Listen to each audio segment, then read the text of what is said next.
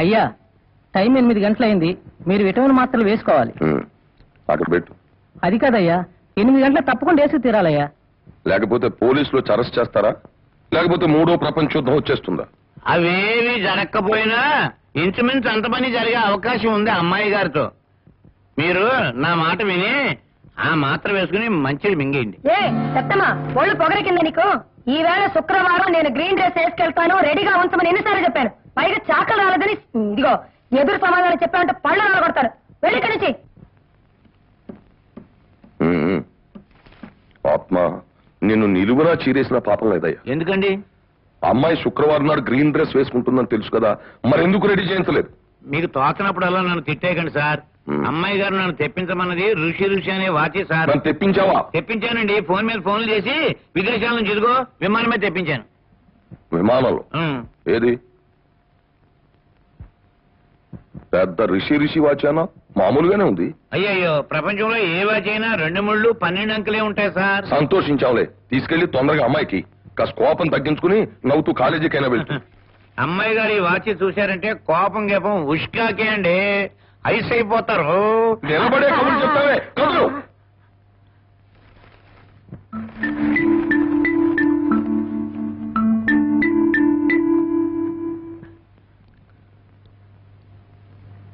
ఏముంది వాచి చూసి అమ్మాయి సంతోషించిందా?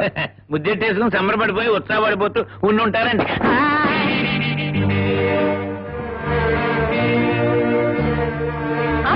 అమ్మా, ఏం పొద్దున్నే వేళకోళంగా ఉందా? ఎలా ఉందట?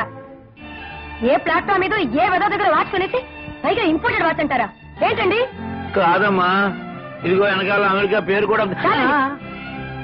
పేర్లు చెక్కించే వాడి దగ్గర తీసుకెళ్లి పేరు చెక్కించేసి ఆ పని కదా చేశారు. నిజం చెప్పండి, చెప్పండి. నిజం చెప్పు, లేకపోతే గోడకి మేకు కొట్టేసి దానికి నేను తగిలించేస్తాను. ఇది అమెరికా ఋషియే. కాదండి, ఇండియా ఋషి. అది మన దొరక్క. ఆత్మానందం గారు, నేను అడిగింది కోరింది దొరక్కపోవడం అనేది అసలు జరగకూడదు. అర్థం చేసుకోండి. అది చందమామైనా సరే, ఇంద్రధనుసైనా సరే, నేను మోసపడితే అది నాదే తీరాలి. లేకపోతే నేను సహించలేను, భరించలేను. ఈ విషయాన్ని కాస్త గట్టిగా చెప్పండి డాడీ. డాడీ, నా కాలేజ్ టైం అయిపోతుంది. ఒరే, నా బుక్స్ తీసి కార్లో పెట్టండి రా. పెట్టానమ్మా. నేను వెళ్ళొస్తాను డాడీ. మంచిదమ్మా. అబ్బా, హఠాత్తుగా ఉరుములు మబ్బులతో పెద్ద వర్షం వచ్చి వెలిసిపోయిందయ్యా. అవును ఆత్మ, సుమారు 20 ఏళ్లుగా ఈ కొంపలో ఉంటున్నావు. ఎవరి కోపతాపాలేమిటో నీకు తెలుసు. ఎందుకు చేస్తావయ్యా నీచ పనులు? నా కర్మ అండి, నా కర్మ. నేను ఎవరైనా కమిషన్ తిని ఏడ్చే మనిషినా నేను? అసలు ఏది తీసుకురాకపోతే నా తలగా తీసేసి తబలా వాయించేస్తానేమో ఆవిడని అమెరికాకి ఇండియాకి ఒక చిన్న అడ్జస్ట్మెంట్ చేశాను. సంతోషించా. సరే, ఆ వెంకట్రావు విషయం ఏం చేసి? ఇప్పుడు నాకేం చెప్పకండి. నా తలగా వేరేకపోయింటే నేను ఏదైనా కూల్ డ్రింక్ తాగి రావాలి. అదే కదా నీ చెయ్యి. వీళ్ళు తాగు.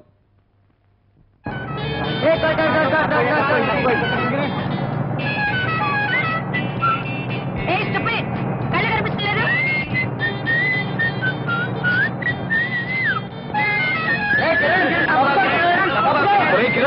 అమ్మాయితో మనకెందుకు వచ్చిన గొడవరా? ఏంటో ఈ రోడ్డు మీ తాతగారిదా? మీ అప్పదే.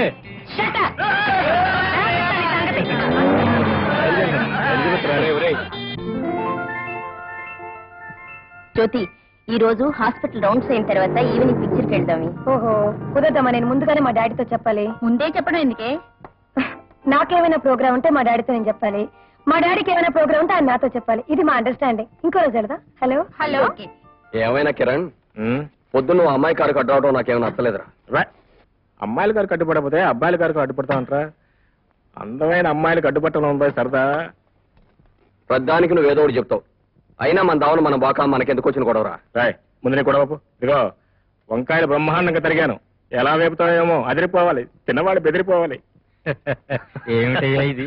చదువుకునే కుర్రాలు చదువు మానేసి ఎందుకయ్యా శ్రమంతా? ఏమండి నాన్నగారు మీరు కూడాను? చేసేవాళ్ళకి చేతనవ్వాలి కానీ వంట చేయడం శ్రమ ఏంటి? Very easy. నిజమే బాబాయ్, ఎంతోటి వంట చేసి ఆడవాళ్ళు ఏదో కష్టపడిపోయినట్టుగా పెద్ద పోజు పెడతారు కానీ అదంతా యాక్టింగ్ రా. అసలు నిజం చెప్పాలంటే స్పోర్ట్స్ కంటే గేమ్స్ కంటే ఇదే ఇంట్రెస్టింగ్ ఐటమ్. సరేలే, నీ ఫ్రెండ్ ఏం చెబితే దానికి చదివినతోమని తాళం వేయడమే నీ పని. మంచి స్నేహితులు దొరికావు. నాన్నగారు, ఇక మీరు నిశ్చింతగా ఉండండి. నలుడు భీముడు కలిశారు, నలభీమ పాకం తయారవుతుంది. వివాహ భోజనంబు వింతైన వంట కంబు వియాల వారి విందు. మురళి, ఏంట్రా ఏమిందిరా? నాన్నగారు బర్ణాలు తీసుకురండి. చెప్తూనే ఉన్నాను. అలమర్లో ఉంది, అలమర్లో. ఎందుకు అంత తొందర? ఏం కొమ్మనైందని? అయినా నిన్నని ప్రయోజనం ఉందిలే. ఆ ముక్కలు జరిగిన వాడిని నేనే వేయించొచ్చుగా. అబ్బబ్బా, ఇప్పుడు ఏమైందిరా? ఊరికే కంగారు పడిపోతావు. ఇదేమన్నా పెద్ద గాయమా? గాయం కదా నువ్వు చెప్తే సరిపోయిందంటే. కాగి నూనె పడితే ఎంత గాయం అవుతుందో నాకు బాగా తెలుసు. ఇదిగో రాయ్.